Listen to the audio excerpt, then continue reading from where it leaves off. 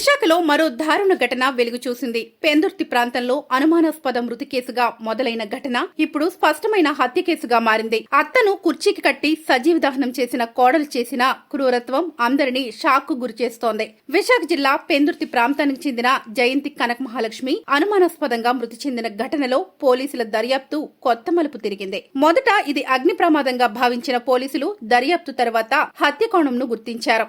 కోడలు సవతి పథకం ప్రకారం అత్తను హతమార్చినట్లు పోలీసులు తేల్చారు. పోలీసుల సమాచారం ప్రకారం కోడలు తన అత్త మనవరాలతో కలిసి దొంగ పోలీసాట ఆడుతున్నట్లు చెప్పి అత్తను కుర్చీకి కాళ్లతో పాటు చేతులను తాళ్లతో బంధించింది. తర్వాత కళ్లకు గంతలు కట్టి కదల్లేని పరిస్థితిలో ఉంచింది. ఆ తర్వాత దేవుడి గదిలో ఉన్న దీపం ద్వారా పెట్రోల్ పోసి నిప్పంటించి సజీవ దహనం చేసినట్లు తెలుస్తోంది. ఈ ఘటనను అగ్ని ప్రమాదంలా చూపిస్తూ అందరినీ మోసగించడానికి ప్రయత్నించింది కోడలు. తనపై అత్త అనవసరంగా చిరాకు పెడుతుందనే ఆగ్రహంతోనే ఈ ఘాతుకానికి పాల్పడినట్లు విచారణలో వెల్లడయ్యింది.